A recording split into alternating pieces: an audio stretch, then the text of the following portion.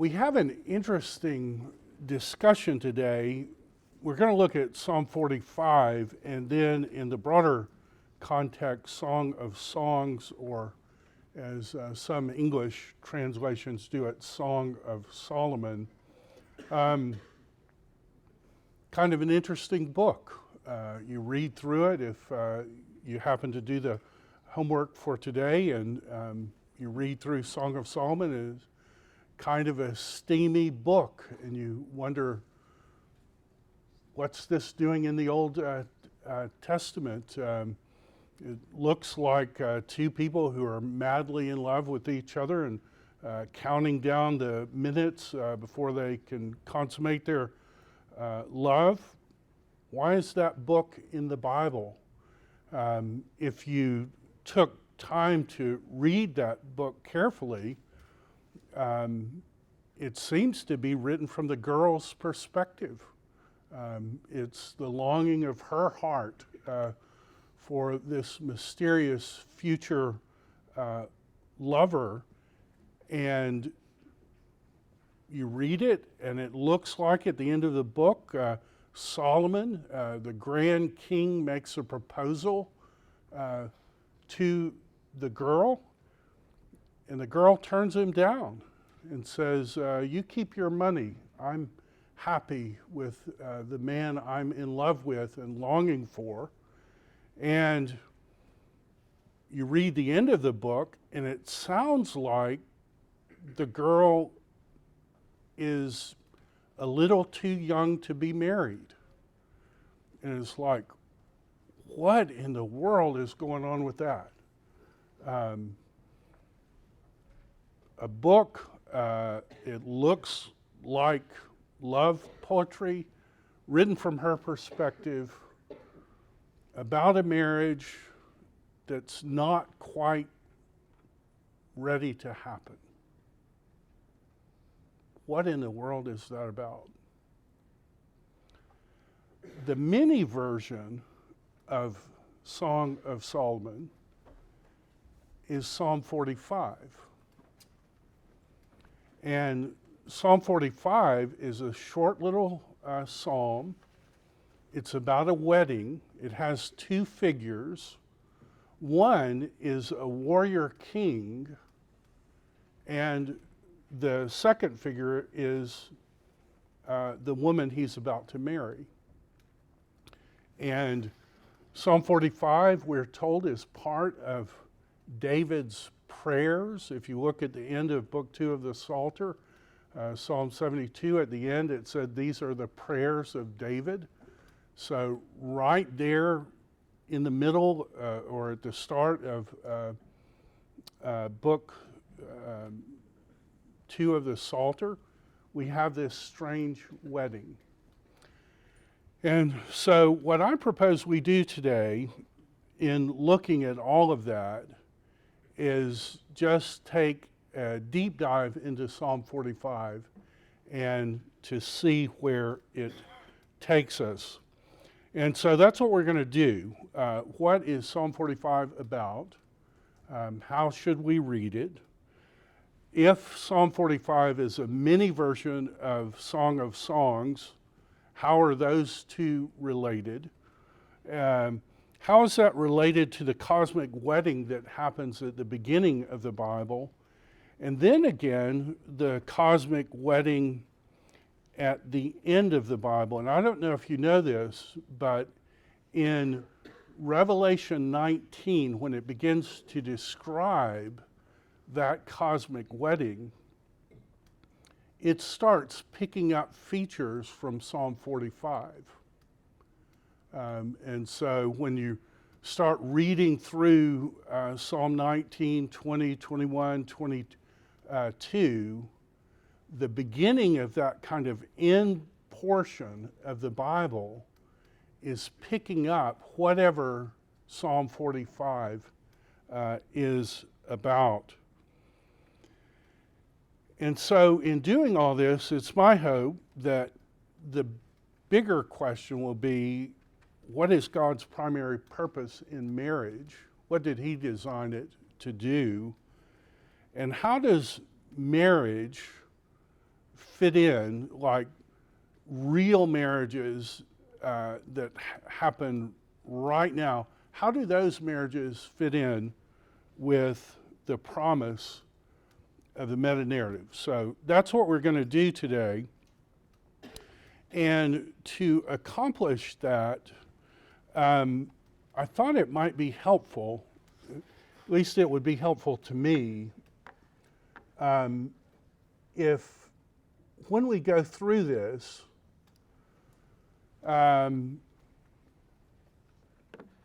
we just go through and translate.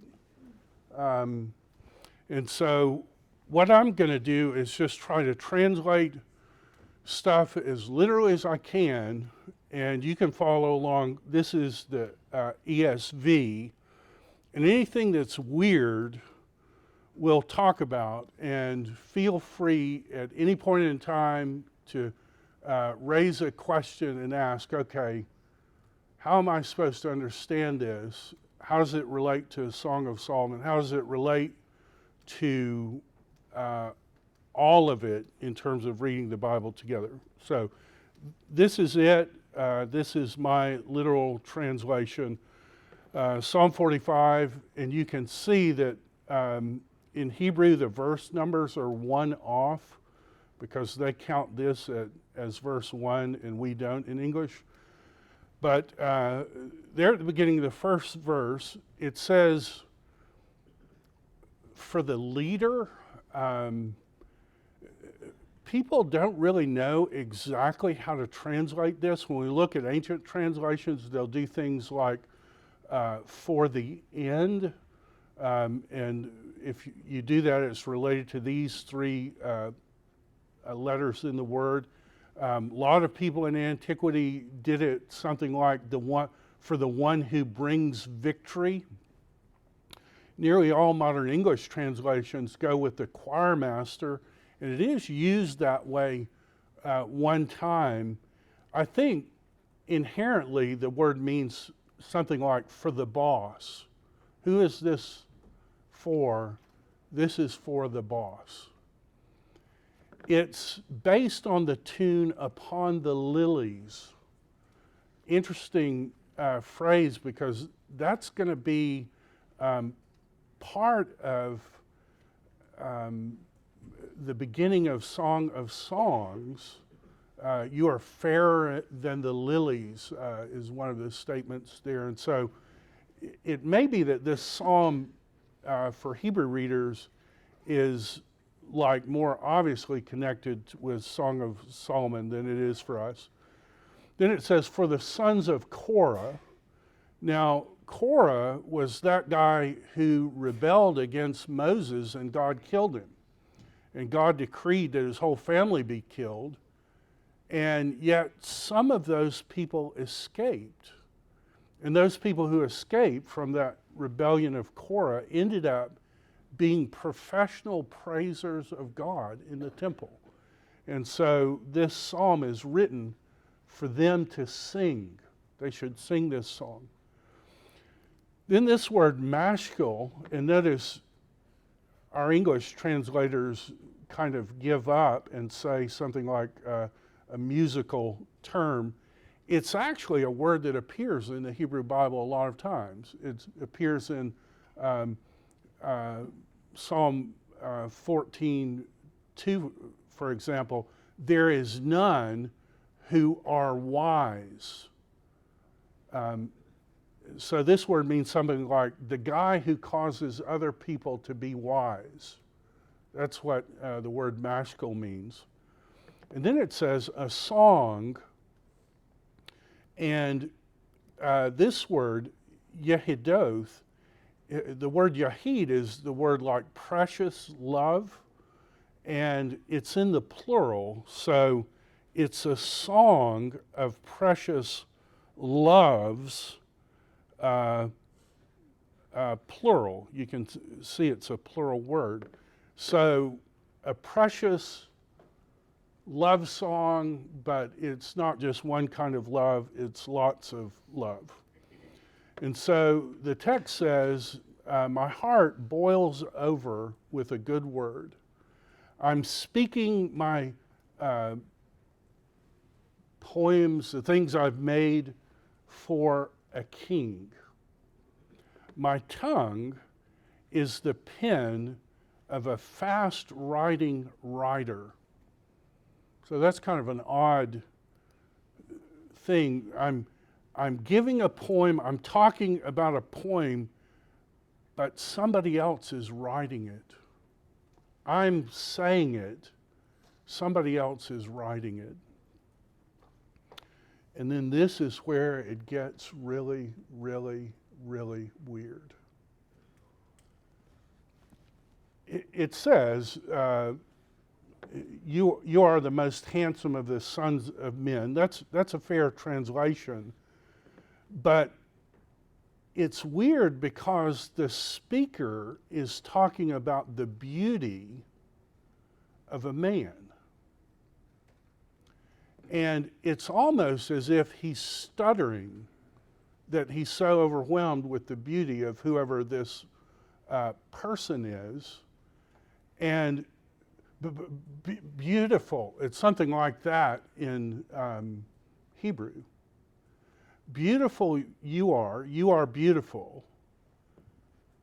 And then you can do it of the sons of men, but what it really says literally is than the sons of Adam.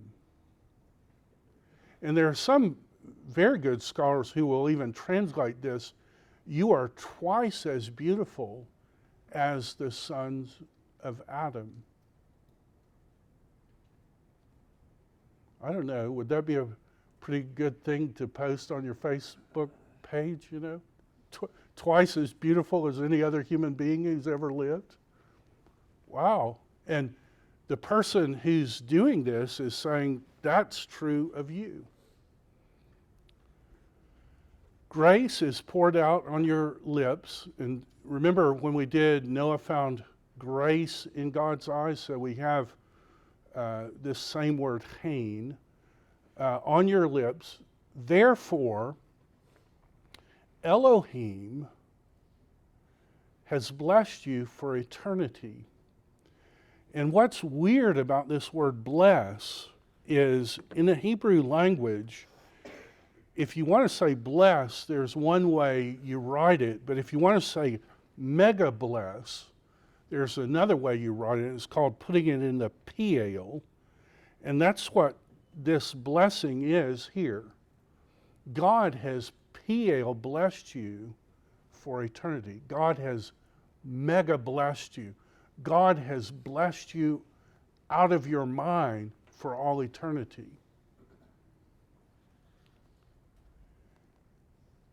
Psalm 45 is describing a wedding, but the weird thing about this wedding is before it takes place, there's a battle. And in the midst of that battle, there's a statement that elsewhere would be called an imprecatory psalm. An imprecatory psalm is where you just like call down the wrath of God on the enemies of God. And nobody knows what to do with imprecatory psalms.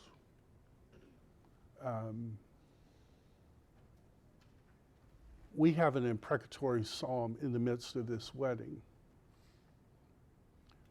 What's weird about it is if you go to Revelation 19 and you look at the wedding that's going to happen there, what happens before that wedding is a battle. And the bridegroom rides out to conquer before he marries. It's almost as if we're looking at a wedding, but the groom, before he marries, says, you know, there's some sketchy people in town. And I want my wedding day to be great. So I think I'm going to go knock some heads before I get married. And that's what happens. That's what happens in Revelation 19. And before this marriage in Psalm 45, we get what would be classed as an imprecatory psalm. And nobody knows how to translate it perfectly. I worked all summer on Psalm 45, and I'm still a little unsure exactly. And you can tell from all the textual variants here, none of the ancient people knew exactly how to do it either. This is the best I can do. The speaker is saying to this beautiful warrior king, the speaker says, guard or gird your sword upon your thigh. O warrior. Have you heard the word Gibor somewhere else in the passages we've been looking at? Well, that's the word here. O warrior, gird your sword on your thigh. And in English, it says, in splendor and majesty, but there is no word in Hebrew. It just says your splendor and your majesty. And one way to translate it is that it's describing the sword. Your sword is your splendor and majesty. So gird your sword on your thigh.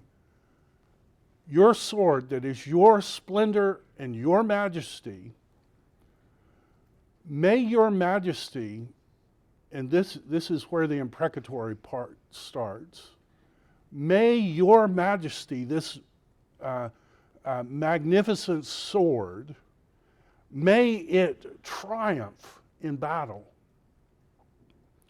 Gird your sword on your thigh, and may that sword utterly conquer when you begin to fight evil.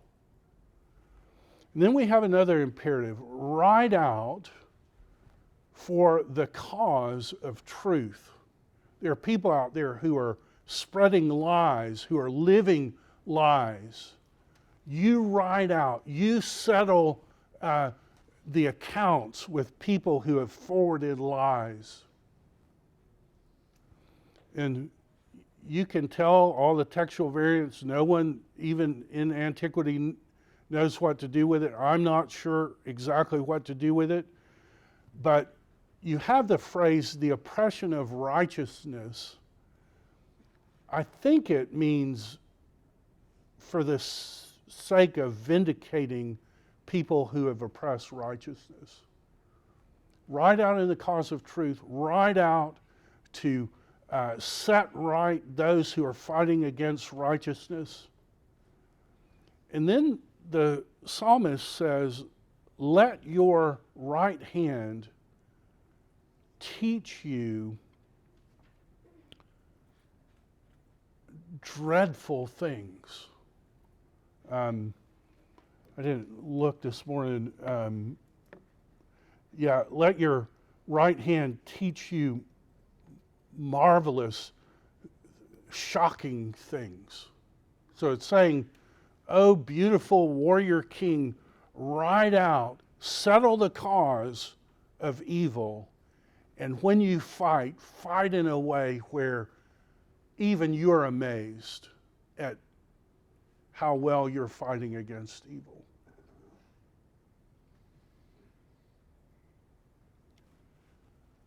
Does that sound like any wedding you've ever been to before? This is a strange wedding, right? We're not finished with the imprecatory part. Your arrow's sharp. Peoples underneath you will fall. Your sharp arrows in the heart of the enemies of the king. And I suppose you have to supply the word let. Let your sharp arrows fly into the heart of the king's enemies. I've been to lots of weddings. I've never heard this song sung before a wedding. The groom standing down up front. I've never heard this kind of advice being given to the groom. This is a strange wedding. And it gets even stranger. Your throne, O Elohim, is forever. And you could say, well, is that talking to God or is that talking to the groom? Well, if we're willing to take Hebrews 1 as our guide, it's calling the groom God. The psalmist, oh, you're so beautiful. You're twice as beautiful as the sons of Adam. Now, the psalmist is calling the groom Elohim. But remember, he's already said, Elohim, bless the daylights out of you forever. So we got two people being called God at the same time.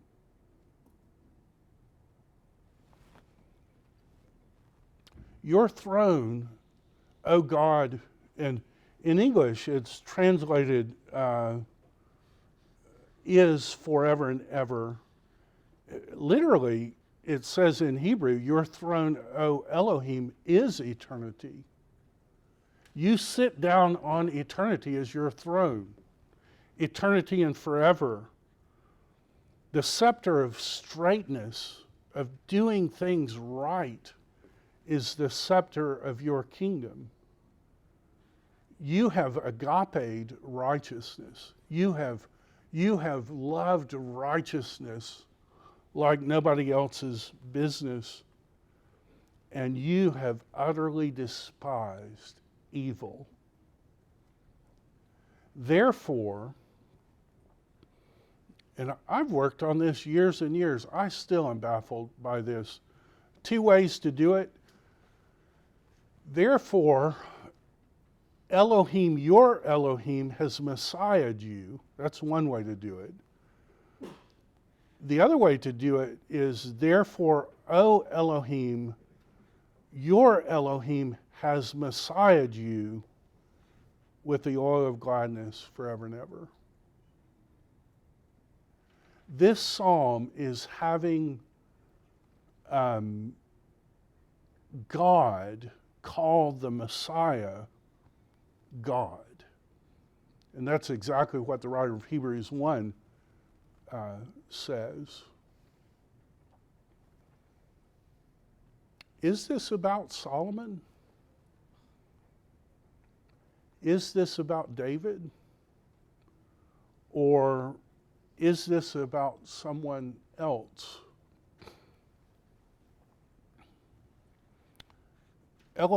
Therefore, O Elohim, your Elohim has Messiahed you. And see, that's our word, Messiah, Mashiach. With the oil of delight. And in Hebrew, this word delight is spelled almost exactly like lilies. It's almost like the word lilies, and so I don't know if that's connected somehow. But with the oil of delights beyond your companions. Gets really weird here. Myrrh, aloes, and cassia are all your garments. And I guess you can do it, your robes are fragrant with, but it's almost like whoever's describing this is just kind of stuttering at a loss for words to describe how beautiful this warrior king is. And talking about when you walk in the room, it smells like the Garden of Eden. Myrrh, aloe, and cassia are all your garments. From the palaces of ivory, and nobody in the world knows how to translate this next bit. You line up 15 translations, you're going to get 11 different tries. Same true with the ancient ones. The different ways people go with it is, one, the Menai make you happy. That would be one. And so you might ask the question, well, who are the Menai? And it's like, I don't know. We're at this wedding. We got invited. Everybody looks different. I don't know who's from where. There's some weird people there. They're the Menai, and they make you happy. That's one way to do it. Other people think this is talking about some kind of musical instrument. Some kind of instrument will make you happy. Like musicians are playing, so not only do you look beautiful, oh glorious warrior king, not only do you smell beautiful, oh warrior king, but you've got jazz playing in the background, you know, and it's like, oh my goodness, this is like the most different wedding I've ever been to in my life. And I don't know which one of those is right. And it's weird because this word for palace, hakil, is also the word for temple, right? You see, Hakal can be palace, and if you notice this word palace, do you see it's in the plural? So, from the temples of ivory, from the palaces of ivory, whoever these or whatever these are, they make you happy. The daughters of kings are among your honored ladies. So this wedding is happening, and there are all these people there, and lots of the ladies who are there are actually daughters of people who are kings. And then I just almost want to throw my hands up here. It says, and a shagale is stood at your right hand. And you say, well, what is a shagale? Well, you could go with queen. There is another word in Hebrew for queen. Melech is king, Milcah is queen. It's used everywhere of queen. That's not what this is talking about. This word, shagal, is an intimate word. It's a sexual word. And I don't know what to do with it in English. The ravishing one, I don't know. Somebody with a bigger vocabulary than me, but it's talking about two people who are massively in love with each other. They're counting the seconds down to when they're married. Come up with a word for that. And it's her. It's the woman. I'm going to go with shagale. That's the word that appears.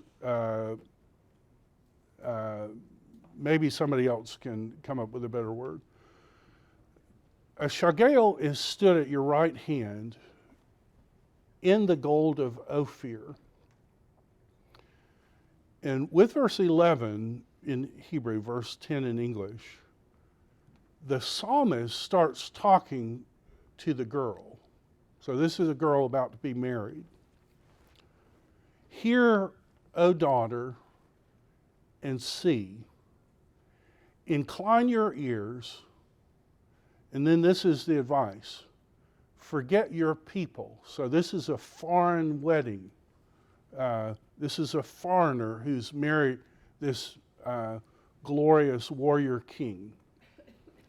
Forget your people in the house of your father. And then it says, and the king, so this is talking about a royal wedding. A king is getting married to a foreign bride.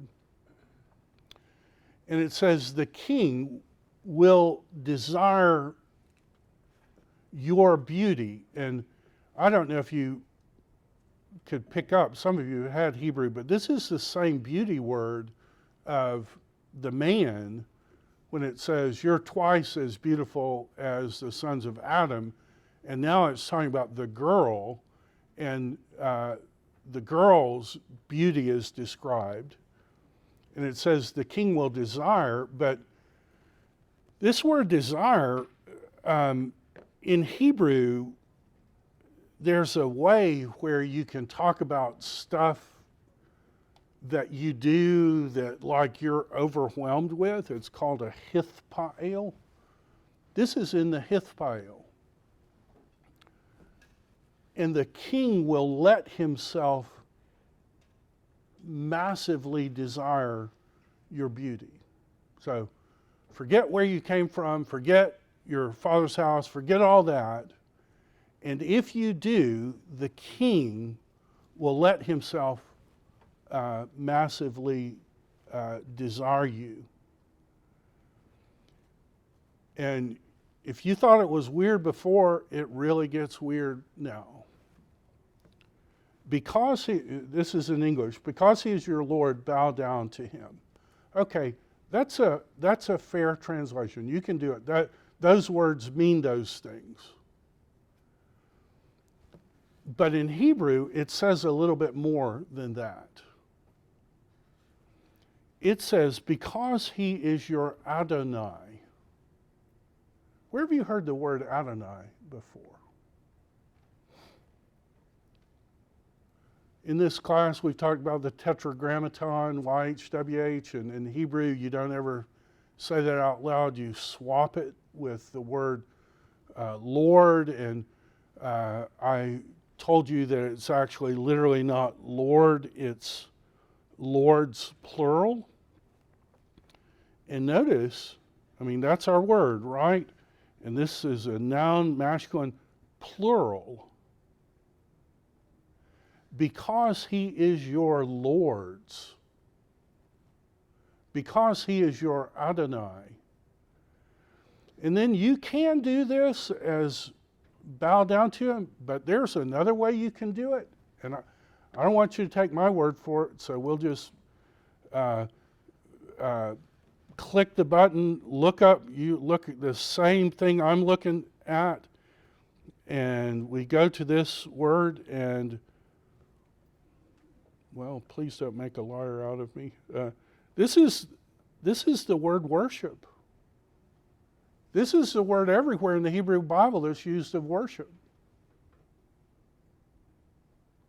Because he is your Adonai, worship him. This is the advice that's given to the young lady who's about to get married. You ever been to a wedding where that was the advice given, the charge to the couple? You know? Young lady, when your husband comes home, you worship him the same way you worship God. You ever been to a wedding like that? That's what's happening in this wedding. Because he is your Adonai, hishtavah him. And this word, hishtavah, is the same thing in the Ten Commandments that says verbatim, you will not hishtavah other gods. This girl is told to hishtavah her Adonai. What's the result? The result is literally the daughter of Tyre, which they do the people of Tyre, but they do give us the footnote that is the daughter of Tyre, comes with a gift. And I guess the daughter of Tyre would be like the most important woman in antiquity, or the most celebrity.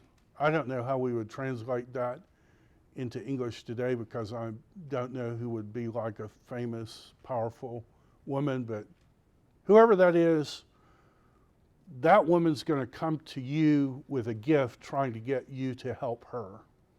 You hishtavah your Adonai, and the result is the important people of the world are going to seek your favor. The wealthy ones of the people will plead with your presence. 14, all glorious is the daughter of the king inside. Inwardly, all glorious is the daughter of the king. And I'm pretty sure that this word inside is the same word that's used of the glory of the temple of God. From robes of gold she is clothed. I guess you could do that with robes of gold. I wonder if it's talking about giving up, like coming into the wedding and changing her garment from one thing to another. From robes of gold she is clothed. 4 variegated robes she is brought to the king. So I guess this is like the marriage ceremony part. Virgins come after her. I think the picture here is her bridesmaids. Her friends, her closest friends, they are brought to you. And in Hebrew, the to you looks like it's the girl, but whenever you say to you at the end of a sentence as it appears here, this is actually the way the man part appears, and I'm pretty sure that's how it's going to parse. To you. No, they do it as feminine. I guess it is feminine. They are brought to you.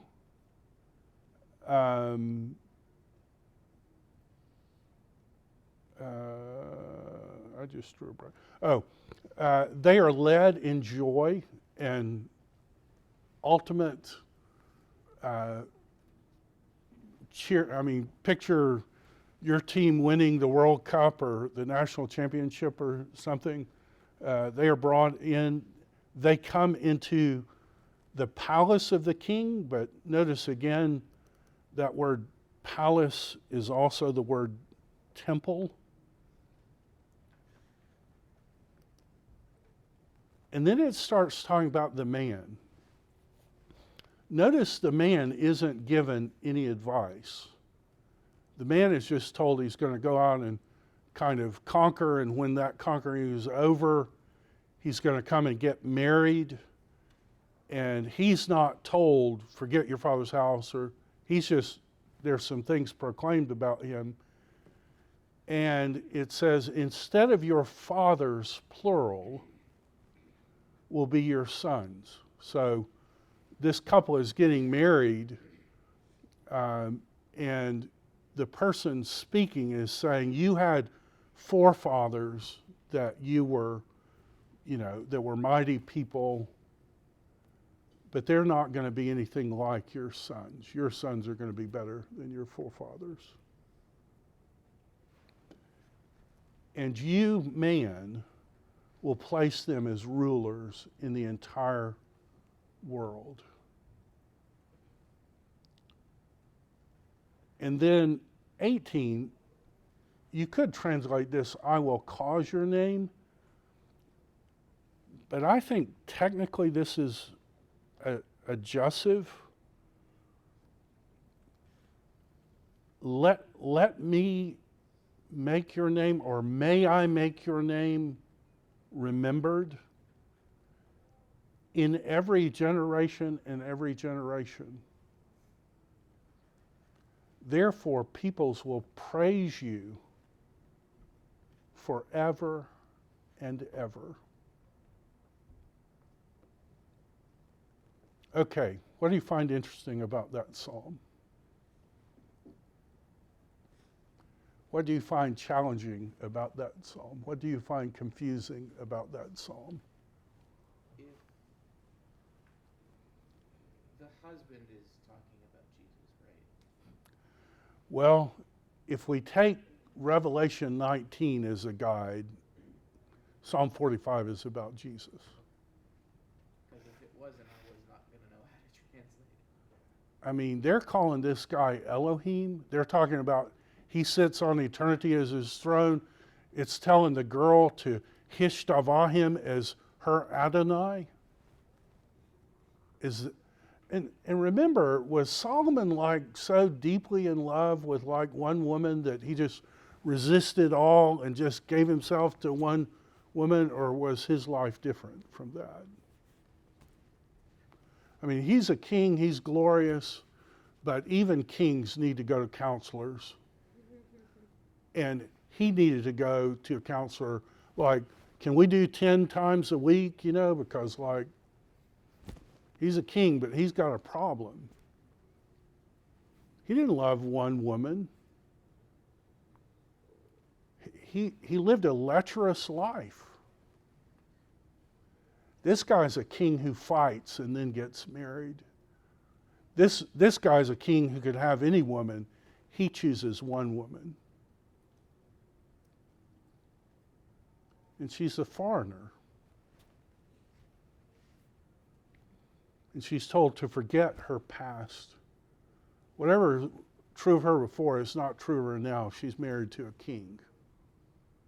A king who fights, a king who triumphs, a king who has palaces or temples of ivory, a king whose business is so big, and he says to her, you want to have a big wedding, and he says to her, you just have as many bridesmaids as you want, and instead of us getting married and then you leave them forever, why don't you just let them work for my business, right? So you just invite whoever you want as your bridesmaids, and we'll just let all those people work in the business. They can move in the palace. You don't have to leave. That sounds like a pretty cool marriage.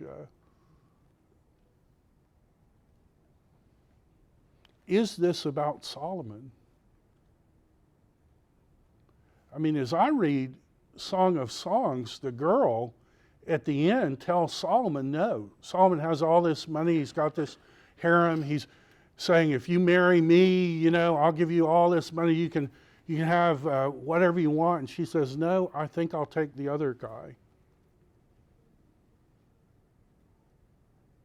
Is this about Solomon, or is this about someone else? Revelation 19 says this is about Jesus. Hebrews 1 says this is about Jesus. This was never about David. This was never about Solomon. This was always about Jesus. What else do you find interesting? Or at least that's my opinion. You be a Berean, you decide for yourself. What do you find interesting, challenging, confusing, encouraging about this?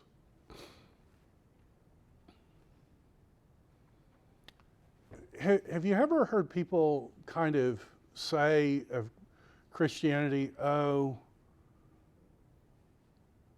I don't want to sit on a cloud and play a harp all day, like that just sounds boring to me. Have you ever heard that? You ever heard people say that? Okay, that's the picture of people who don't have a living heart. That's the picture they have of, the picture the Bible has? Okay, picture two people who are just massively in love with each other. And God has given them the power to live pure lives, and they're counting down the days until they get married, and they have the wedding like you just couldn't believe, and then they're going to enjoy being together. That's God's picture of the eschatological consummation. That doesn't sound boring to me. God is saying, when you read the whole Bible, God is saying, I created human sexuality within marriage to point beyond itself to a greater spiritual truth. You have no way of understanding what I'm talking about, so I'm going to give you an analogy that you can experience on earth, but know this, that there's something like that in heaven, but it's going to be different and it's going to be spiritual. Does that sound boring to you? Does that sound like, oh, I don't want to sit on a cart? The Bible doesn't present the end that way. The Bible presents the end as a cosmic wedding where the new Adam has finally won the heart of the new Eve in such a way that makes her untemptable by evil. And this cosmic power couple is going to rule and reign over everything. That seems to me like it could really help us in our lives here and now. Change the way we look at marriage. Change the way we look about conquering evil. Jesus did say, turn the other cheek. And oh my goodness, he turned the other cheek and his followers turned the other cheek. But if people come to that and believe that somehow Jesus isn't the God of justice, they've misread the Bible, because that imprecatory part of the psalm, gird your majesty, ride out, may your arrows be sharp. That language is picked up exactly in Revelation 19. But there, he's leading an army. So before this wedding happens, he rides out and he's going to judge evil. And he is going to institute righteous rule. And then he's going to get married. That's the picture Psalm 45 picked up in Revelation 19. And if you make that connection and then go back to Song of Songs,